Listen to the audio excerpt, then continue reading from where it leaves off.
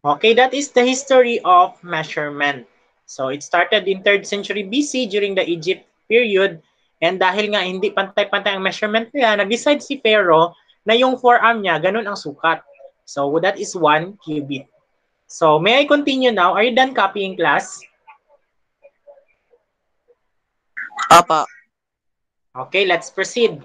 So as we continue, since hindi nga pantay-pantay ng kanilang measurement, tinawag nila itong non-standard units of measurement. Non-standard dahil nga hindi siya pantay-pantay. Pag sinabi mo kasing standard, dapat accurate. Tama yung 1 meter, tama yung 2 meters, tama din yung 1 inch. Dahil nga iba-iba, pabago-bago, depende sa pharaoh, pagkamatay ng another pharaoh, another measurement na naman, pagkamatay ng another pharaoh, another measurement na naman ng arm niya. So ganun po ang tinatawag na non-standard units of measurement. Okay, please copy.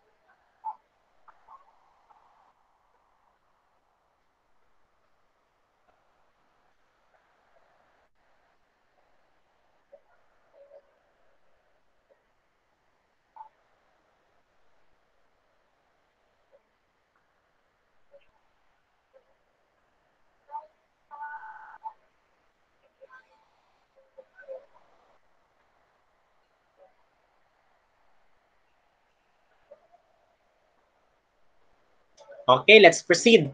So paano natin malalaman kung accurate? Ibig sabihin po ng accurate, sakto.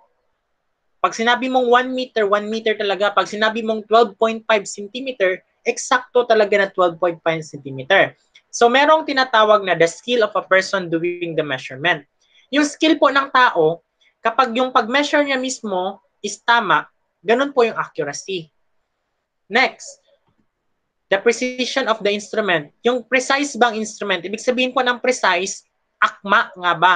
Example, ang sinusukat mo is bacteria. Kailangan mo ba gumamit ng ruler? Hindi po.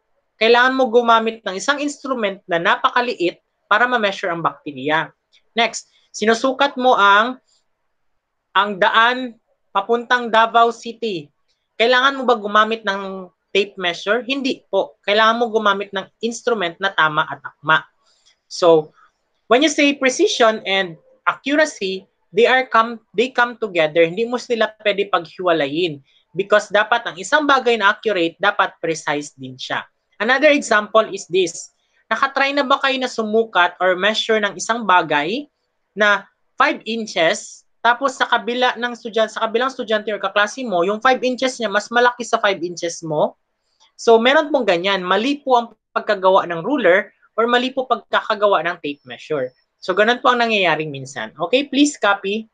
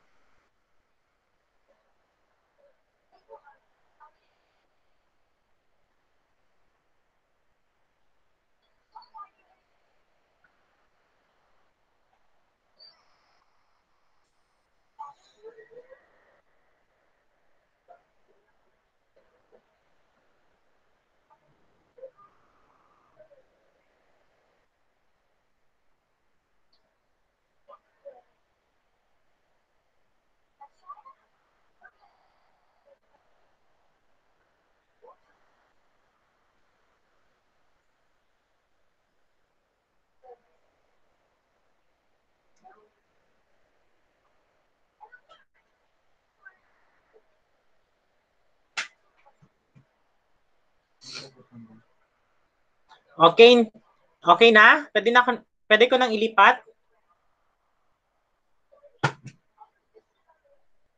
Okay, since I think nakasulat na ang lahat, so let's proceed to the next one.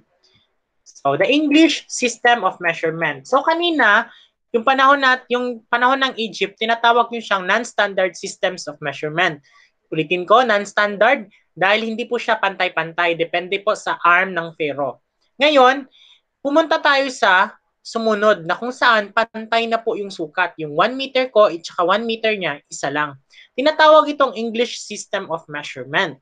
So it started in 1800s and 1900s. And sometimes it is called a metric system of measurement. Pwede siyang English system, pwede din siyang metric system tawagin. And it was used most often by the countries worldwide. It is not just used by some of the countries, but mostly ito po yung ginagamit. But ang United States of America, they are not using this one because they are using yung sa kanila mismo na measurement. And nagsimula ito dahil gi-introduce po ito ng isang Belgian na mathematician na si Simon Stevin at sa kanyang libro na The Art of Tens at saka yung philosopher na si John Wilkins noong 1799 sa France. So sa kanila po nagsimula ang measurement, sa kanila rin po nagkaroon ng standard na measurement at panukat. Okay, please copy.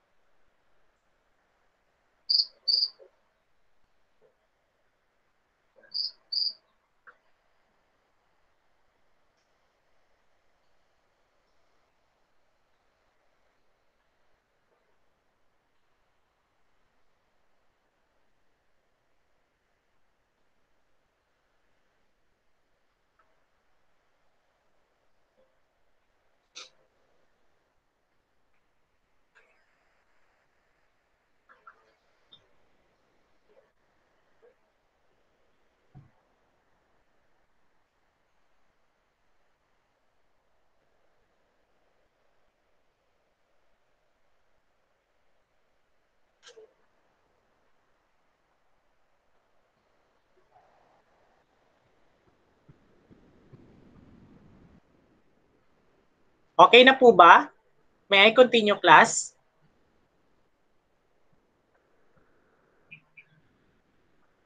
Okay po.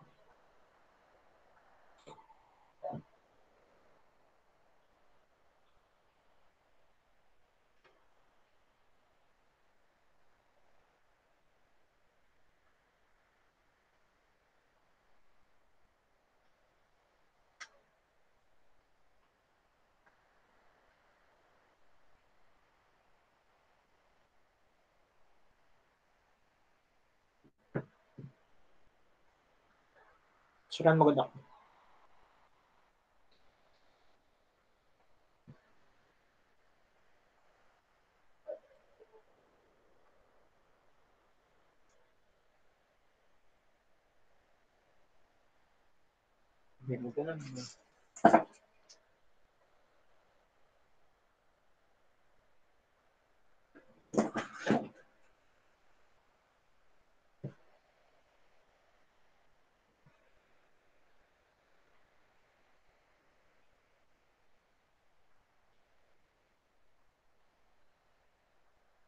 Okay, pwede na po ba ipatuloy? Okay, tapos na po. So let's proceed now to the next one. So still during on the English system of measurement, in 1875, nagkaroon po ng isang conference para sa panukat ng weights at saka panukat ng mga bagay-bagay. And it was CGPM ang tinawag dito, or the Conference Generale de Poids et Mesures. So, ano po yan siya? During this time, nagkaroon po, na-discuss po ang tinatawag natin na International System of Units. Ibig sabihin po nito, dahil nagkakaiba-iba ang per countries ng panukat, yung sa isang country, iba ang panukat niya, dito sa Pilipinas, iba naman, sa US, iba naman, nagkaroon po ng tinatawag na International System of Units. And it was recognized by most of the countries worldwide. So dito na nagkaroon na ang 1 meter ng ibang bansa, same na sa atin. At the same time, sa ibang bansa naman, for example sa US, sa atin dito sa Pilipinas, meter ang ginagamit or feet. Sa US, yard ang ginagamit. Pag magbiyahe ka naman pag magbili ka naman ng lupa, acre ang tinatawag sa US. Dito sa atin naman, hectare. Isang hektaryang lupa. Sa kanila, 1 acre of hectare. So, ganun po pagkakaiba-iba. Dito rin sa Pilipinas, gumagamit tayo ng kilogram, sa kanila sa US, pounds. So bakit nga ba nagkakaiba-iba? Kaya nagkaroon tayong tinawag ngayon na International System of Units. Ang United States, I think ang naiibang country na hindi sumusunod sa International Systems of Units. Although they are slowly using these SI units, pero dito sa United States, mostly used talaga sa kanila is yung sa kanila mismo na measurement. Okay, please copy.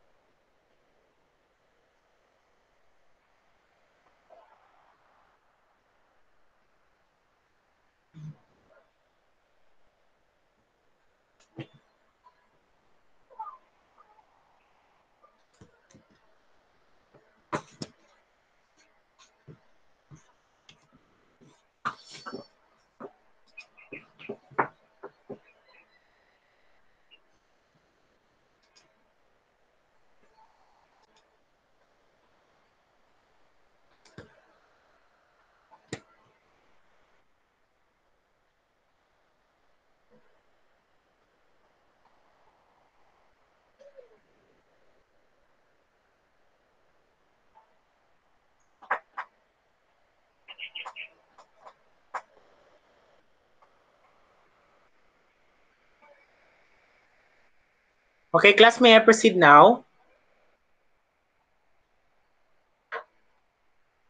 Okay, done na po. Let's proceed. So, the next one is the prefixes in metric system. So, wag niyo muna itong kopyahin itong prefixes. Ito lang is for the information of everyone. Pag sinabi mo pong prefixes, ito po yung word or putol na word bago ang isang root word. For example, ang root word natin is meter. Ang prefix niya is centi. Kaya tinawag niya centimeter. Ganun po. Millimeter. Milli is the prefix. Ang meter po ang kanyang root word. So, yun po ibig sabihin ng prefix. Prefix, yung panimula na salita bago ang isang root word. Example po, iota. Iota or Y ang kanyang symbol. And take note, the symbol is capital Y. Zeta, capital Z, and it has the zeros of 21 zeros. So, exa, E, peta, pi, tera, giga, mega, kilo, hekto, deka. So yan po yung mga prefixes na ginagamit. So ibig sabihin po niyan, kung merong 1 iota, i-multiply mo siya sa 10 raised to the power of 24. Kung meron namang 200 kilo, i-multiply mo siya sa 1,000 or times 1,000 or times 10 raised to the power of 3. Yun pong ibig sabihin ng prefixes na ito. So take note, the symbol here are all capital except for kilo, hekto, and deka. And times 1 million, times diretso siya sa number. Times 1 billion, times 2 billion. Ang kabaliktaran naman nito, kapag ganito po siya ang nangyari, ibig sabihin nagasukat po tayo ng malalaking bagay. Pero kapag ganito po ang nangyari tulad nito, na times 1 over, kapag meron pong 1 over, sumusukat naman tayo ng isang maliliit na bagay. Tulad ng deci, centi, milli, micro, nano, pico, femto, ato, zepto, yokto. And all symbols here are small letters. Now take note, times 1 over something. Take note, 1 over po siya lagi. Kapag 1 over po ang kanyang measurement, ibig sabihin, maliit po siya na bagay ang kanyang i-measure. Tulad ng bacteria, tulad ng atom, etc., etc., etc. Yung sa kabila naman, yung kanina, ang gina-measure niya po is malalaking bagay tulad ng distance ng moon papunta sa Earth, distance ng Mars papunta sa Pluto, ganun po, etc., etc., etc. So I hope you were able to get the prefixes in metric system.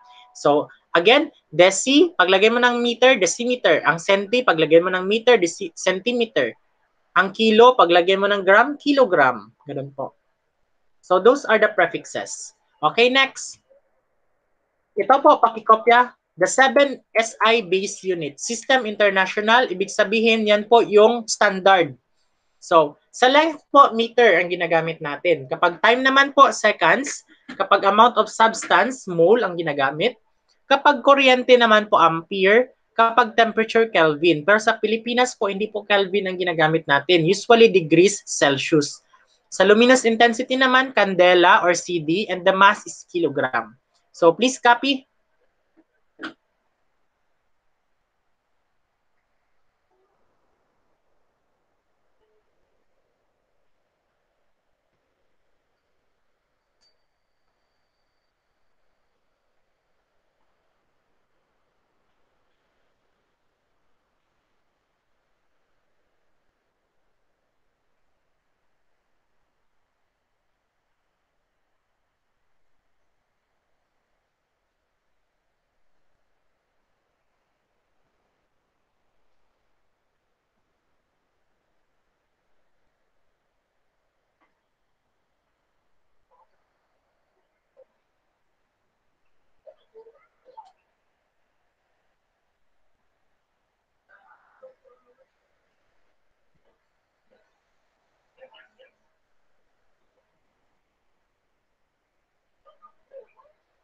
Okay, nag-left po ng meeting si Clave. Ano kaya nangyari?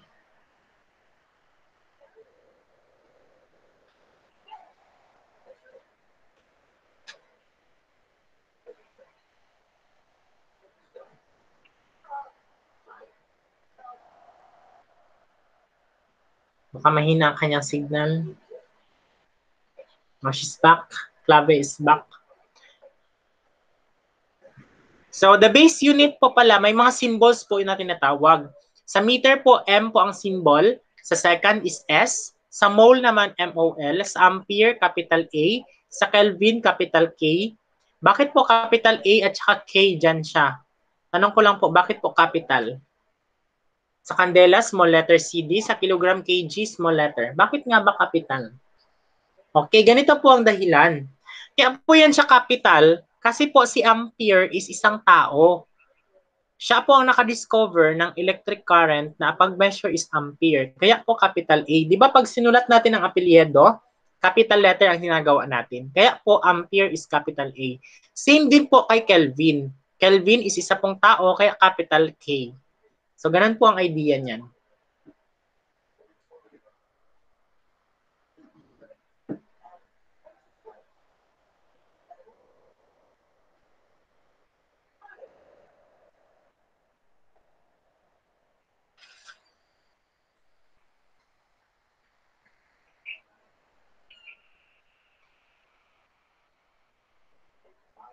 Okay, may I proceed?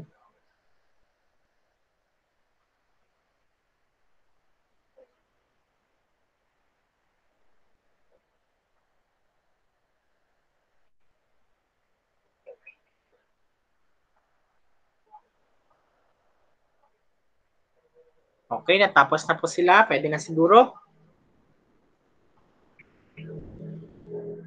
Okay, example number 1. So, meron ba kayong kuan dyan, ruler?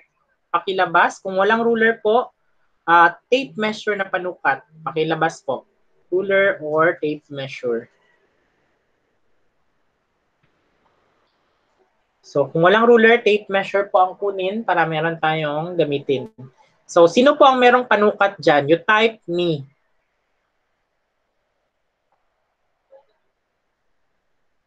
Type the word me if you have the panukat. Ruler, tape measure, triangle. Yung protractor po, may ruler din po ang protractor sa baba. So, we have Chester, nag-iisa. Chester lang, meron. Same with John, Matthew, and Rola. So, 4 na, 5 na. Princess, meron din po. So, ano po yung gagawin natin sa panukat? So, tingnan nyo ito. So, table number 1, inches. Saan po makikita sa ruler ang inches? Meron ba kayong nakita? Ano po yung word? Ano po yung word na nakalagay dyan para masabi nating inches po siya?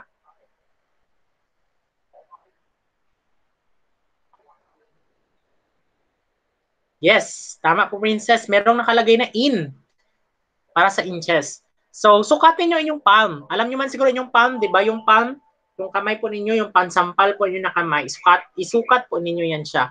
Kung ilang inches. So, sige daw, palm lang muna ha. Palm muna ang sukatin. Pag nasukat nyo na ang palm, sagutan ito sa slido.com. Tingnan natin kung sino ang may pinakamalaking palm.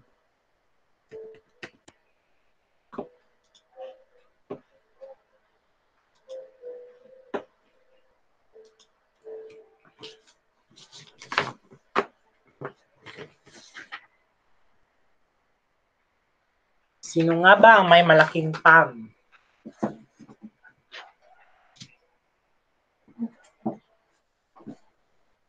So, gamit ang ruler in inches, sukatin ang iyong kamay. Tapos, piliin nyo kung saan ang inyong palm dyan. Sa slido.com.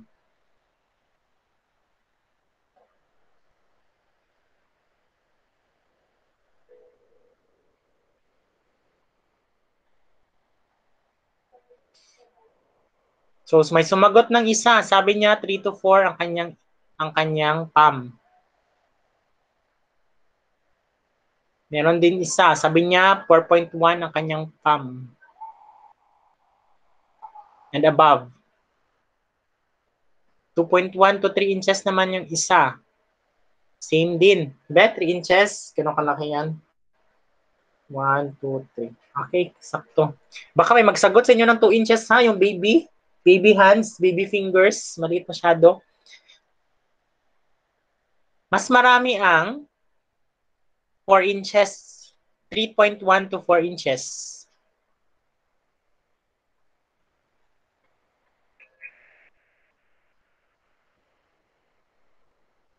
So, 7 na pong nakakasagot. Uy, merong below 2 inches? Wala. Kala ko merong below 2 inches. Baby ang kanyang kamay.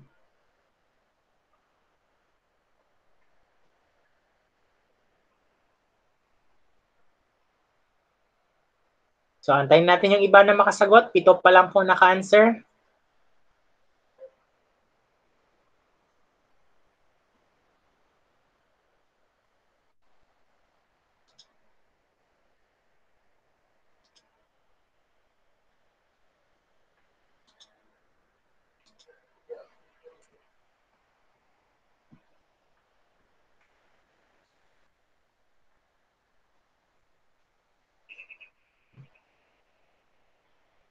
Okay. So, napakarami po sa inyo, mas marami sa inyo ang may sukat ng kamay na 3.1 hanggang 4 inches. Samantalang, may dalawa or isa lang na nakasukat ng 2.1 hanggang 3 inches. So, ganun po ang nangyari dito sa inyong mga palm. Okay. Ngayon, ano po ang ginawa nyo para masukat? So, ano po yung ginawa ninyo? Sige, anyone can talk kung merong gusto magsalita. Paano nyo po siya sinukat? Ano pong ginawa ninyo?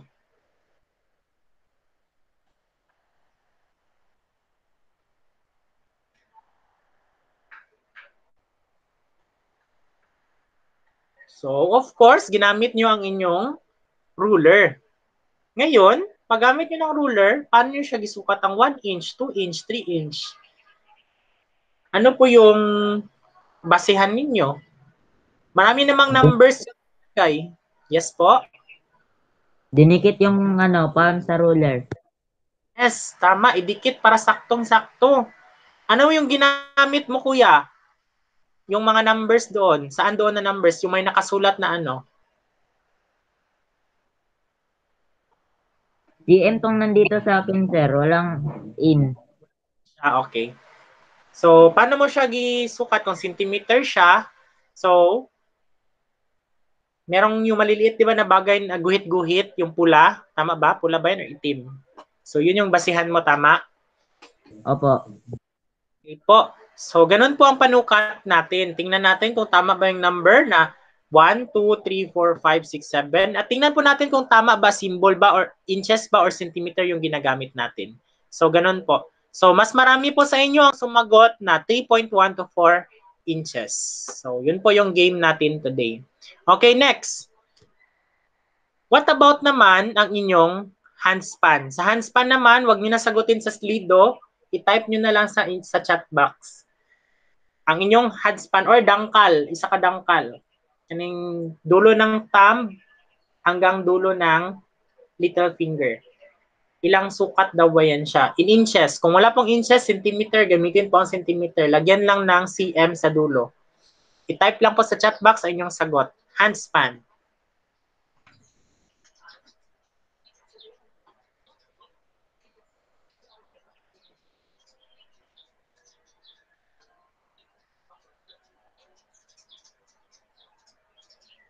(20 centimeter from Chester. Dahil gano'ng kalaki ang 20 centimeter sa inches?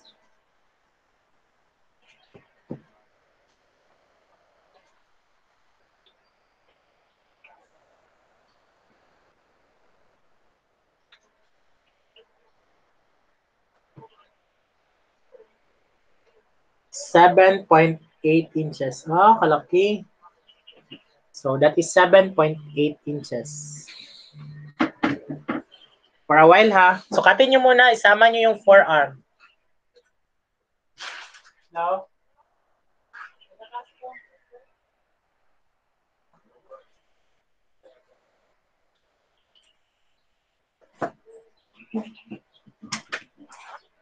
yeah. 7-inch din kay Pearl at saka Princess. Wow, ang lalaki ng mga kamay nyo ah.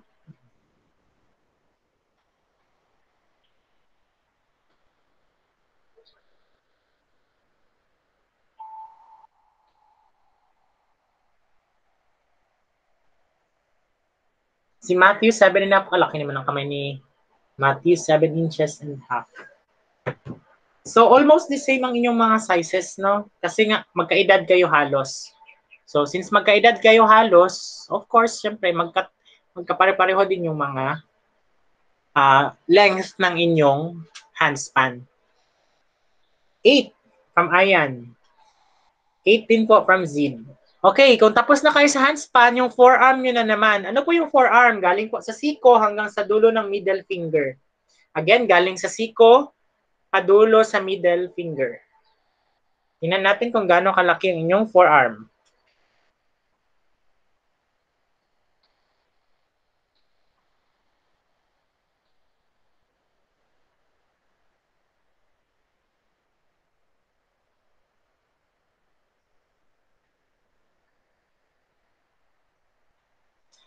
Si Sid, 8.5 din ang kanyang handspan.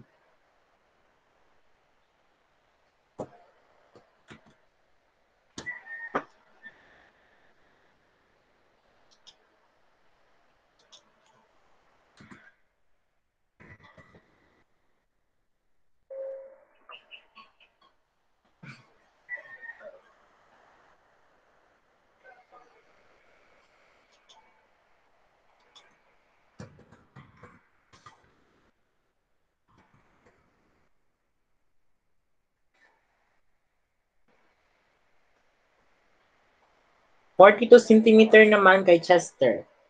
Try natin kung ilan yan sa inches. Ang kanyang handspan is 42 centimeter. That is 16 inches. So, sobra isang ruler. Isang ruler at saka 4 na inches. Yun yung sa kanya. Kay Ayan naman, 40 inches? Sure ka? Masyadong malaki ang 40 inches. I think 40 centimeter ang ginamin mo from Ayan. Arola is correct, 40.5 centimeter. Ang 40 inches kasi masyadong malaki na yan. Ilan na yan ka-ruler? 3. Sobra 3 ruler. Masyadong malaki ang kamay mo. Baka 40 centimeter yan siya, Ayan. Si John din, 15 centimeter. Baka 15 inches po yan, John. Hindi po yan, Aya. Next, si Pearl naman, 15 inches. Same with John. Aya, kanina, 15 inch po. Okay po. 41 centimeter kay Ayan. Yeah, that's correct. Okay. So, alam niyo na ngayon ang panukat ninyo ng centimeter at saka inches.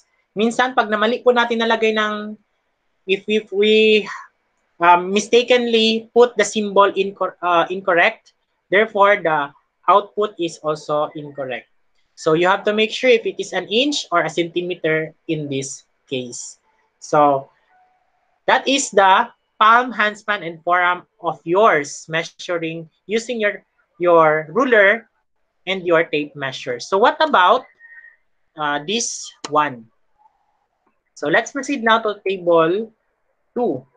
So still on example number 1, pero performance task na ito kasi recorded na ito, meron ng score. Okay, maghanap kayo ng ball pen. Isang stick pwedeng tukog or putol na kahoy na maliit. Next, one side of TV or one side of your laptop or one side of your cellphone. Pwede po, basta merong screen. Sukatin ninyo gamit ang centimeter. Or sukatin ninyo na gamit ang inches. Dalawa po ang required. Gamit ang centimeter at saka gamit ang inches. Sukatin po ninyo. Pero isang bagay, ball pen, stick at saka one side of TV. So yung tatlo na po yan, yung ball pen, stick at saka one side ng TV or one side ng laptop or one side ng cellphone, sukatin po ninyo gamit ang centimeter at saka inches. Then, Picturean po ninyo ang sagot at isend sa ating page sa www.facebook.com/umang2021. So you have 10 minutes to finish that one. Your time starts. Your time starts now.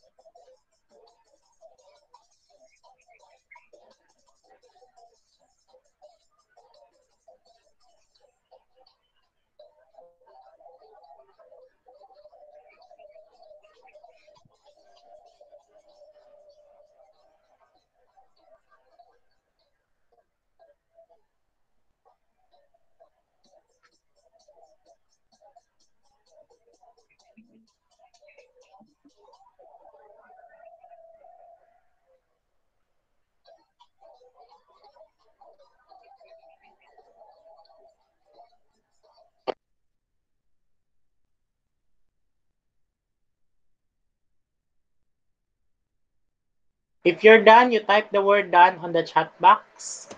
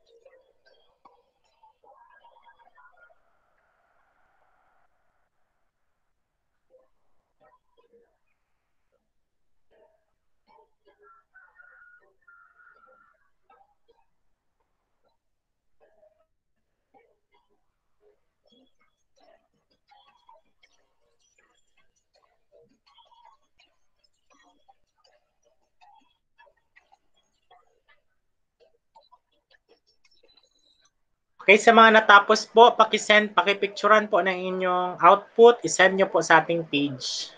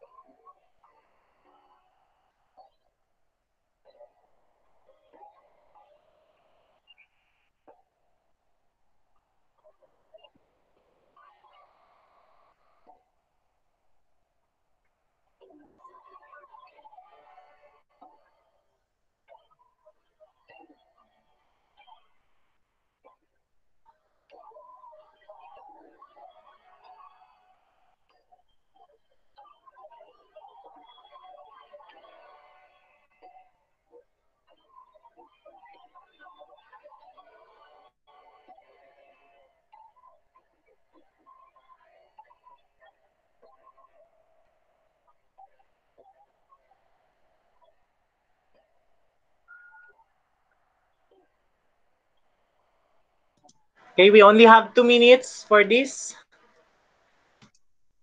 Again, sa nakatapos na, you may type on the chat box, Dan, para alam ko kung tapos na lahat. Then send it on our page para ma-check ko rin ngayon din.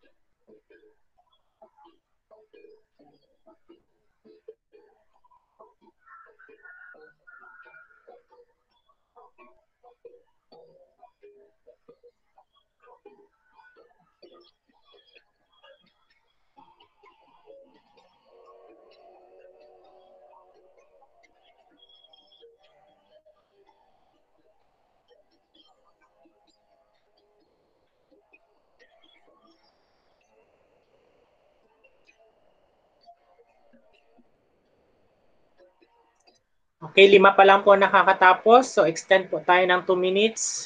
Raise to 12 minutes po ito.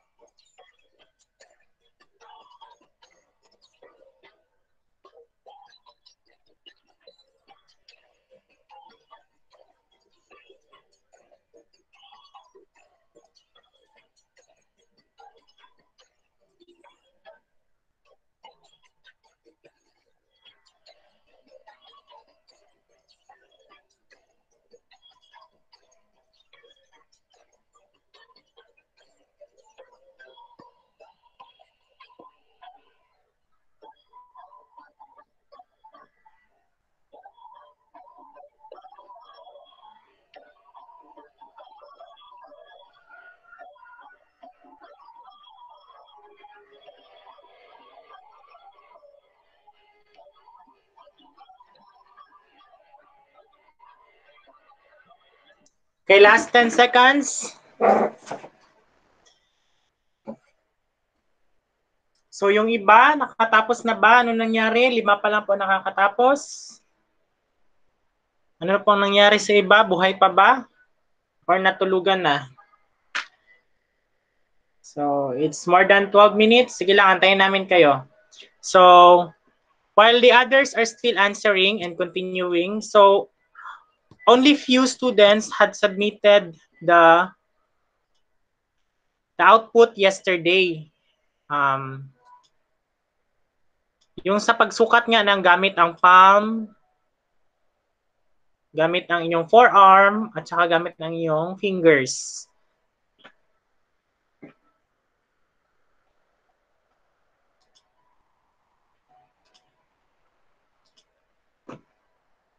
So kahapon ang nag-submit lamang ay si Aguilar, Redoble, Bequilia, Gemina, at saka Lacera. Sila lang po ang nakasubmit. So ano po yung gagawin sa hindi pa nakasubmit? Babalikan po natin yon.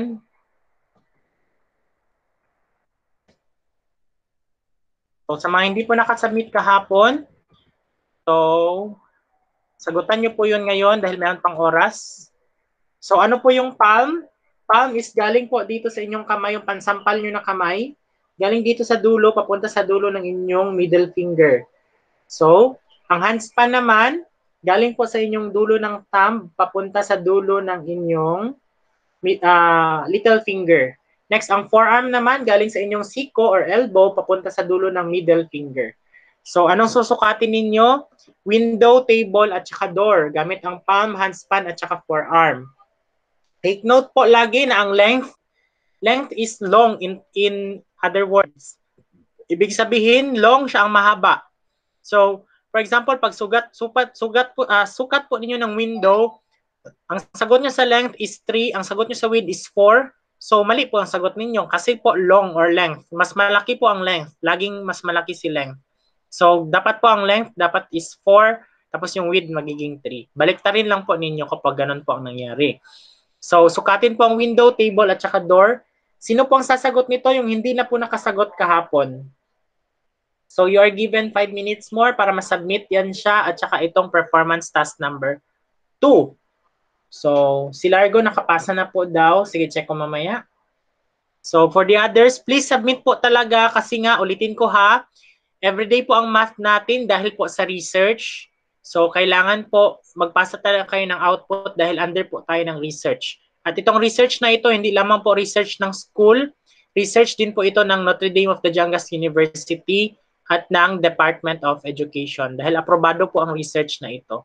So, please participate talaga kasi pag hindi po, magkulit-kulit talaga ako sa inyo.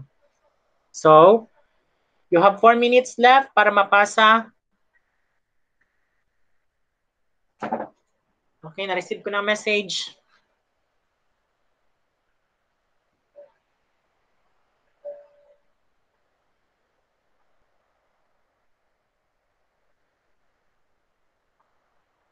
So last 4 minutes for the extension of performance task 1 and performance task number 2.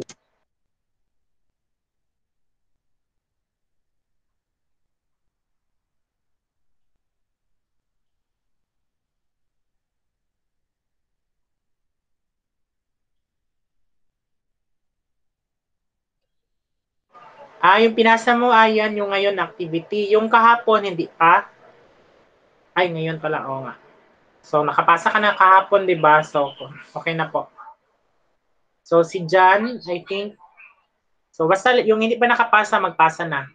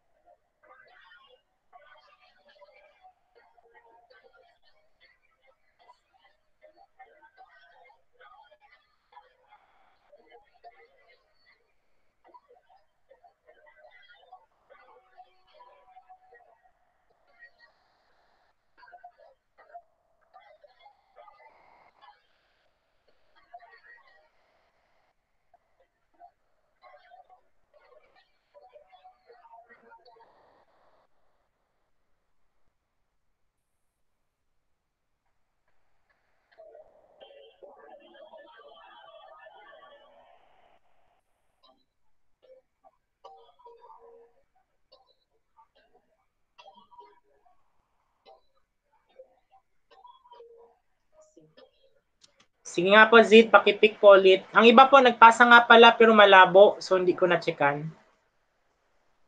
So, it's already time. So, 2 minutes na lang, mag-bell na. So, thank you so much for this lesson and I hope you enjoy our games and our class for this morning. So, goodbye everyone. God bless and stay safe. Goodbye and thank you po. Bye po, and thank you po, sir.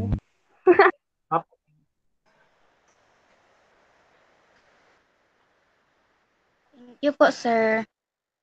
Sige po.